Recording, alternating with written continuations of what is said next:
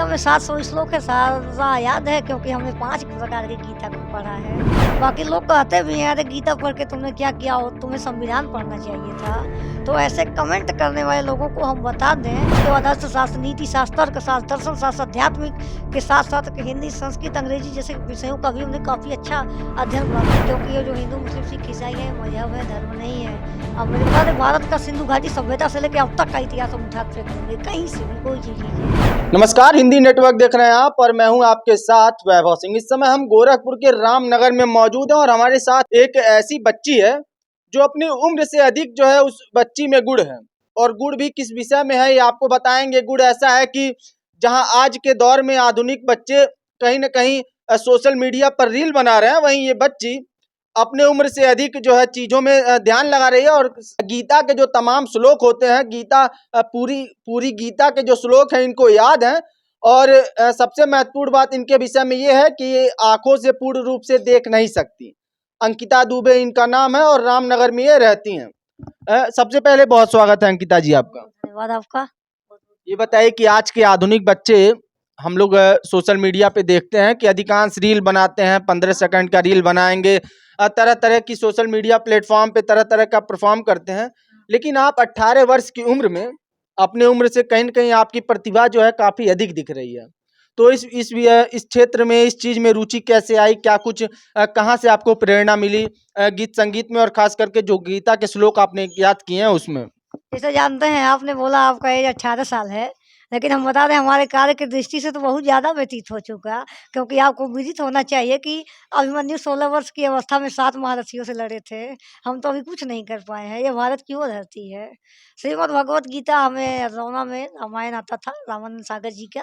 हम लोग 5 वर्ष के थे, तो जब सबसे पहले ये होता नहीं है, एक बच्चा रामायण जैसे टीवी वगैरह के संपर्क में जब जाता है, तो सबसे पहले वो फिर जो उसके माता-पिता देखते हैं वही देखता है।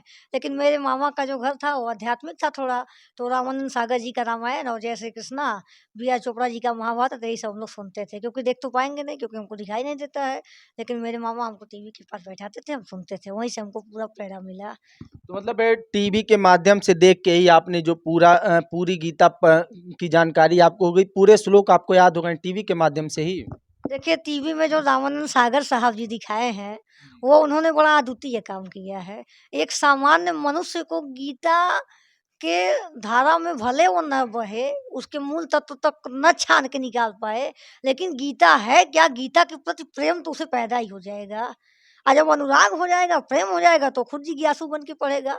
तो एक मनुष्य के मन में जिज्ञासा का भाव जगाने का बहुत सुंदर उन्होंने प्रयास किया।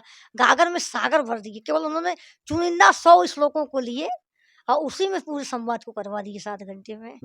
जब आप सोशल मीडिया देखती होंगी या फिर अपने उम्र के बच्चों से, दोस्तों से मिलती होंगी, तो उनको देख के उनकी तरह बनने का, या फिर जो आज के दौर में जो आधुनिक भारत में जो चीज़ें चल रही हैं, जो आज के जो युवा बच्चे हैं जिस तरफ मुड़ जा रहे हैं, उनको देख के आपको ऐसा नहीं होता है कि मतलब ये बच्चे क्या कर रहे हैं, या फिर आपकी कुछ इच्छा नहीं होती कि मैं भी इनकी तरह कुछ करूं? कि आपका जो है सारा मन, सारा जो ध्यान है सिर्फ धार्मिक, आध्यात्मिक इन्हीं सब चीज़ों में रहता है? और होना भी चाहिए। यदि भारतवर्ष का प्रत्येक व्यक्ति यही काम करने के लिए उत्सुक हो जाए ना, तो मेरा भारत विश्व गुरु कब का हो जाएगा। हमारे गुरु जी जो शिवलाल पाठक जी हैं, वो कहते हैं कि तुम श्रोता बन जाओ, तुम अर्जुन बन जाओ, द्रोणाचार्य घर घर पैदा हो जाएंगे। तो मनुष्य को ऐसा ही होना चाहिए। और ऐसा ना हो कि आज की युवा जितने भटकेगी उतना सर्वनाश निश्चित है, क्योंकि हम भौतिकता में जितना फंसेंगे, फिर हमारी अर्थव्यवस्था भी चौपट होगी और धर्म के दृष्टि से भी पूरा समाज है भ्रष्ट हो जाएगा। आज वो सब समाज नहीं रहा जो हमारा पहले था।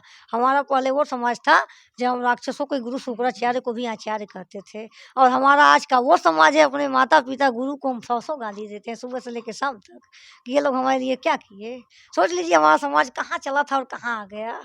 हम लोग कितने ऊंचाई पे थे और कितने नीचे आके गिर गए, वेस्टर्न कल्चर का ये फर्स्ट क्लास का जो होता नहीं है उसको कॉपी करके।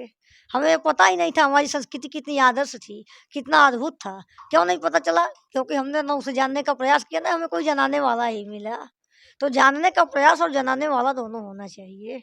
जो हमारी गौरवशाली इतिहास है उसे जानना चाहिए। ये बताइए, आपको गीता के तमाम श्लोक याद हैं? कुछ ऐसे श्लोक अपने हमारे श्रोताओं के लिए, हमारे दर्शकों के लिए आप उनके सामने प्रस्तुत करिए, जिनको देखकर कहीं न कहीं समाज में जो लोग आपको देखें उनमें एक प्रेरणा का एक संदेश जाए, वो आपके माध्यम से कुछ सीखें, आपका जो कला है उसकी भी जानकारी तमाम लोगों तक पहुँचे। इसके लिए कुछ श्लोक जो है सुना दीजिए। तो श्लोक बोल कर सुनाए या म्यूजिक के साथ सुनाए? जिसमें आप जैसे आपकी इच्छा हो आप सुना दीजिए। ये ठीक है, म्यूजिक के साथ ही सुना देते हैं। देखिए, गीता मनुष्य तभी समझ सकता है जब वो मोह से पूर्ण रूप में विमोहित हो जाएगा, क्योंकि इसका प्रमाण है, भगवान श्री कृष्ण भी कहते हैं इसी बात को।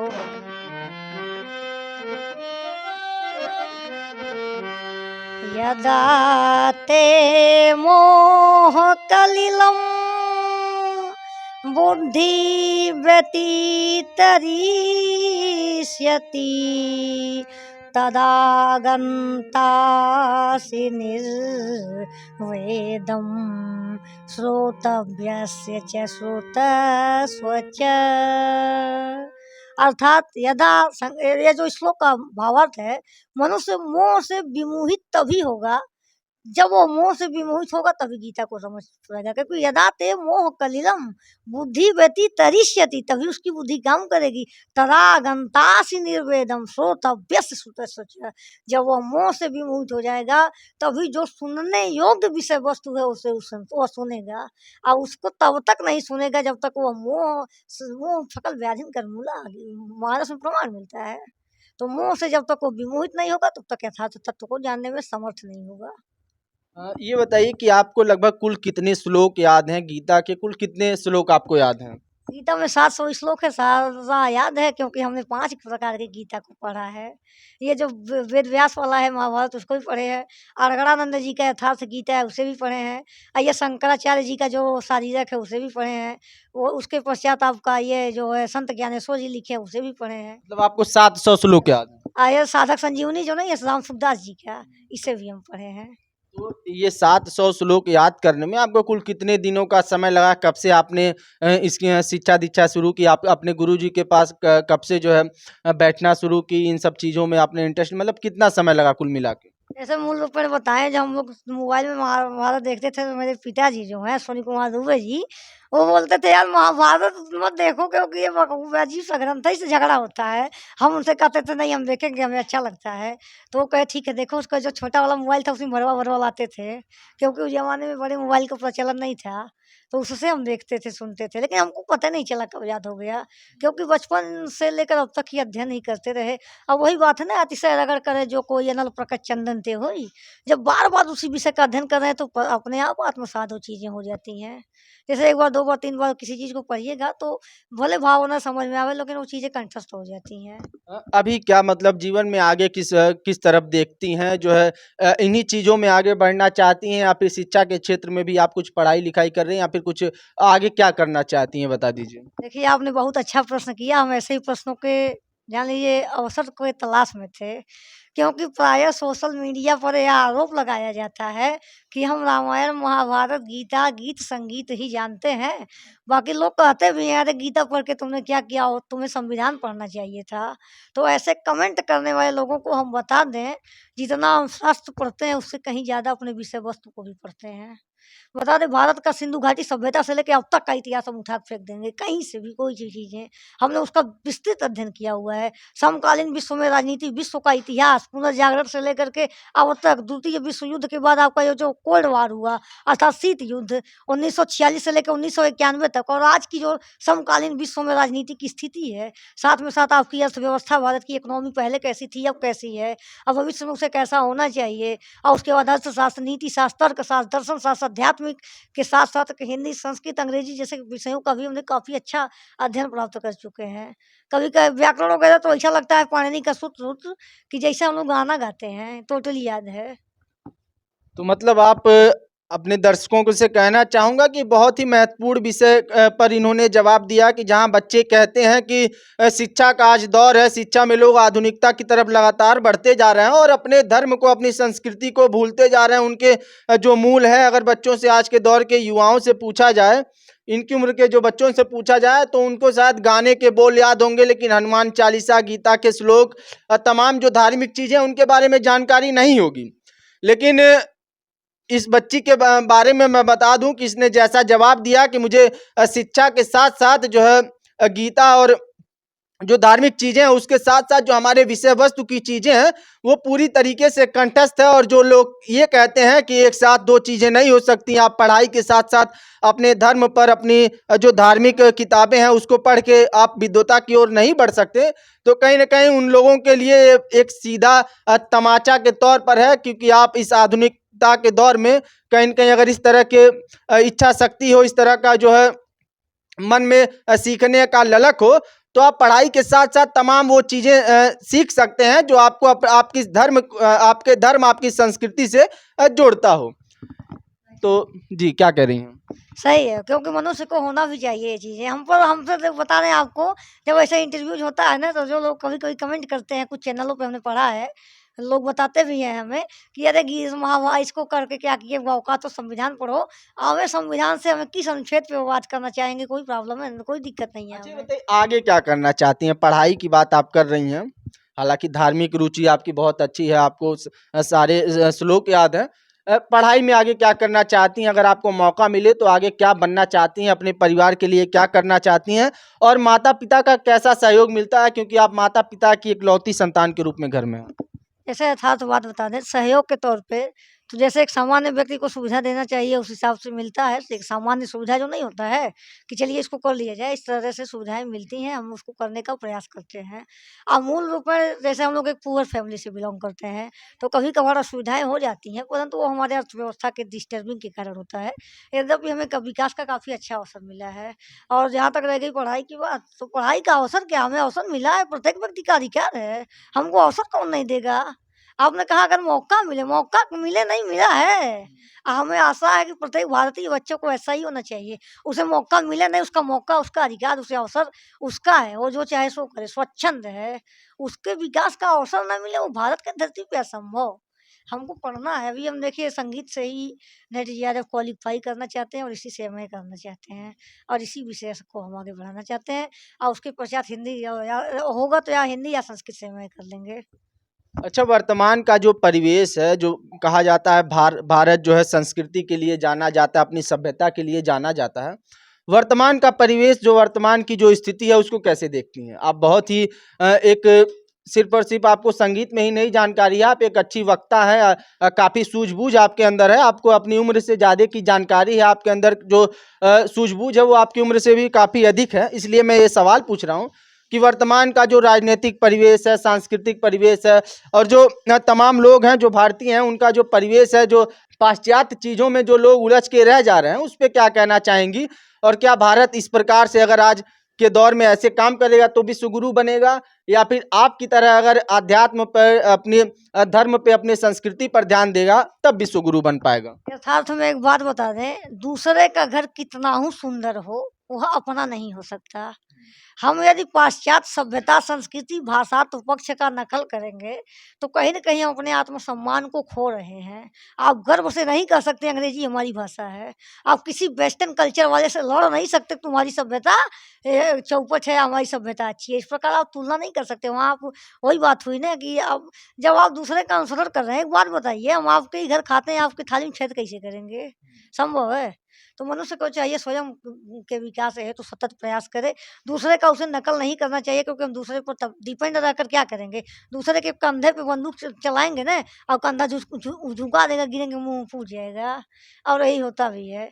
हमारे भारत में इतनी गौरवशाली इतिहास है, बताइए, जहाँ कर्ण जैसा दानवीर रहा है, सत्यवादी हरिश्चंद्र हुए हैं, युद्ध में स्थिर युधिष्ठिर हुए हैं, अनुराग रूपी अर्जुन हुए हैं, जिनके कारण ज्ञान का गंगा गीता हमारे सामने है, भगवान राम जिसके आदर्श हैं, भगवान श्री कृष्ण की जो धरा है, वह धरा अगर ये वेस्टर्न कल्चर में उलझ जा रही है, हमारी सभ्यता और हमारी संस्कृति कहाँ चली जा रही है? अगर इस पर हम विचार नहीं किए और भारत की स्थिति अगर ऐसी ही बनी रही, तो आज के 30 साल बाद हम अपनी पहचान खोने से कभी, ये जान लीजिए, पूर्ण रूप में एकदम असफल हो जाएंगे, हमारा कोई पहचान नहीं रहेगा। और जो एक होना नहीं चाहिए, कि एक होता है ना कि जब अंग्रेज गए ना, पता है, तलवार की ताकत से कहीं ज़्यादा पेन की ताकत होती है। उन्होंने कहा हम भारत को आज़ाद तो कर देंगे, लेकिन इनको मेंटली इतना डिस्टर्ब कर देंगे कि लगभग ये 100-200 साल तक रहेंगे तो वो अंदर ये भारतीय दिखेंगे, लेकिन इनके अंदर केवल पाश्चात्य सभ्यता और संस्कृति की सारा बोलबाला होगा। अच्छा, ये बताइए, आपने तमाम तरह की शिक्षा प्राप्त की, आप अपने धर्म के बारे में, अपनी संस्कृति के बारे में आप इतनी चीज़ों को सीखी हैं, लेकिन कहीं न कहीं कहा जाए तो आप आँखों से कम देख सकती हैं, कहीं न कहीं ये समस्या जो ये प्राकृतिक चीज़ है, इससे इससे कोई कुछ कर नहीं सकता। ये ऊपर वाले का वो है। लेकिन ये बताइए कि आपके आँखों में देखने की शक्ति थोड़ी कम होने के नाते कभी जीवन में ऐसा महसूस हुआ कि अगर ये समस्या नहीं होती तो शायद मैं कुछ और कर सकती थी? क्योंकि आप जितना कर रही हैं, उतना जो बेहतर तरीके से देखने वाला व्यक्ति है, वो भी शायद आज के दौर में नहीं कर पा रहा है। देखिए, कोई कर्म करना या न करना वो व्यक्ति के व्यक्तिगत सोच पे निर्भर होता है। प्रत्येक व्यक्ति जो चाहे सो कर सकता है, क्योंकि प्रकृति जो है ना, वही हाथ, वही पैर, वही दिमाग सबको दी है। लेकिन होता क्या है कि जिसकी जैसी भावना वैसा उसका सोच, जो जैसा चाहता है वैसा ही करता है और उसी को करने के लिए उद्यत होता है। जहाँ तक रह गई हमारी दृष्टिहीनता की बात, तो इसका हमें कभी ग्लानि नहीं हुआ, क्योंकि सूरदास भी ऐसे ही दृष्टिबाधित थे। हमारे गुरुजी भी एक बात कहते थे और आज भी कहते हैं, शिवलाला पाठक जी, कि मन के हारे हारे मन के जीते जीत। मनुष्य अगर मन से मान ले हम कमजोर हैं, तो वह इंद्रियों से समर्थ होते हुए भी, गिद्ध जैसी अपार दृष्टि होते हुए भी वह कुछ नहीं कर सकता है। और मनुष्य अगर मान ले कि हम जो चाहे सो कर सकते हैं, कर्म प्रधान विश्व करी रखा, तो जान लीजिए कि वह जो चाहे सो कर सकता है, क्योंकि कर्म द्वारा मनुष्य संसार पर विजय प्राप्त कर सकता है। कर्म एक ऐसा सिद्धांत है जो मोक्ष और भोग दोनों दे सकता है। खत्म करने से पहले कुछ श्लोक और सुना दीजिए, जिससे हमारे दर्शकों को कुछ सीख मिल सके। तो ठीक है। देखिए, गीता का सबसे अंतिम उद्देश्य है, और आज के दौर में तो लोग तमाम प्रकार की साधना न कर सकें, वो योग साधना, ध्यान, धारणा, समाधि तक नहीं जा सकते, लेकिन गीता के उस अंतिम उपदेश को अगर समझ लेते हैं, तो भी उनका परम कल्याण हो जाएगा। भगवान श्री कृष्ण अर्जुन को समझाते हुए इसको कुछ बंद करना है इसको। नॉर्मली उन्होंने बोला यही कि जो मतलब गीता में समझाया गया लास्ट श्लोक यही है। उन्होंने बताया कि मनुष्य को कुछ न करे, अगर वो कुछ भी नहीं कर सकता है, तो धर्म अधर्म का भेद भुला के वो मेरे शरण में आ जाए, सब कुछ भूल जाए और मूल रूप में मुझे ही अपना आदर्श मान ले। और होता क्या है ना, जैसे सर्वधर्मां परित्यज्य माम एकम शरणं व्रज अहम त्वा सर्व पापेभ्यो मोक्ष शिष्यामि मा शुचः। अर्थात सब धर्मों का भेद भुला के एक मेरा शरणागत हो जा, मैं सब पापों से उद्धार करूंगा, शोक न कर तू मेरी भक्ति में खो जा। लेकिन आज के दौर में ये जो भेद है वो लगातार बढ़ता जा रहा है। जो धार्मिक उन्माद है, धार्मिक भेदभाव है, ये बढ़ता जा रहा है। आपका जो श्लोक आपने सुनाया है, लेकिन परिवेश लगातार बदल रहा है। इन चीज़ों से कैसे मुक्ति पाए समाज? अब यथार्थ हमें इसको समझना पड़ेगा कि धर्म है क्या, अधर्म क्या है। आजकल तो मजहब और पंथ को ही लोग धर्म मानते हैं, परंतु यथार्थ में होता नहीं है। वो धर्म का अनुसरण नहीं करते। वही है ना कि क्या नाम है का माला फेर जब जुग फिरा फिरा न मन के फेर। चीज़ें तो हम बहुत कुछ करते हैं, क्या कर जो भी चाहे सो कर लेते हैं धर्म के नाम पे। शोषण भी कर लेते हैं, धर्म का दुहाई देते हैं लोग। अरे भाई, तो धर्म में कहा गया है, भगवान श्री कृष्ण रासलीला करते हैं, हम कहते तो दिक्कत क्या है। लेकिन वो मूल रूप में धर्म के मर्म को जानते नहीं है। धर्म धारण करने योग्य होता है शौच, इंद्रिय निग्रह, मन पर विजय, काम क्रोध मोह लोभ ईर्ष्या अहंकार का दमन। इस पर करने के लिए जो प्रयासरत होता है, वही धर्म के मूल सिद्धांत को समझता है। क्योंकि ये जो हिंदू मुस्लिम सिख ईसाई है, मजहब है, धर्म नहीं है। अब मेरे पास समय अगर होता तो हम बताते हुए यथार्थ में पंथ और धर्म में अंतर क्या होता है, क्योंकि धर्म अलग चीज़ है, पंथ अलग चीज़ है। चलिए, हमसे बात करने के लिए बहुत धन्यवाद। तो हमारे साथ बातचीत करने के लिए अंकिता दुबे थी, जो कि रामनगर गोरखपुर की निवासी हैं। और इनके बारे में बता दूं कि इनको 700 पूरे श्लोक गीता के याद हैं। और हालांकि एक पूरे वीडियो के माध्यम से 700 श्लोकों को आप तक पहुंचाना काफ़ी मुश्किल है। इंटरव्यू शुरू होने से पहले भी हमने इनके तमाम श्लोक, इनके तमाम चीज़ों को सुना है। लेकिन सबसे रोचक बात कि ये अपनी उम्र से काफ़ी अधिक जो है बुद्धिमान है। इनके अंदर जो क्षमता है, जो ज्ञान है, जो आधुनिकता के इस दौर में भी जो अपनी संस्कृति के प्रति इनका जागरण है, वो कहीं न कहीं समझने योग्य है। और इस बच्ची से हमने पूरी बातचीत की और आपके सामने इनका जो व्यक्तित्व है उसको रखने का प्रयास किया और बताया कि किस प्रकार से आज के आधुनिक दौर में भी अगर कोई व्यक्ति चाहे तो अपने जो सांस्कृतिक मूल भावना है उससे जुड़कर रह सकता है और तमाम चीज़ों को सीख सकता है। ऐसी ही तमाम अन्य खबरों के लिए हमारे साथ बने रहें और देखते रहें हिंदी नेटवर्क। धन्यवाद।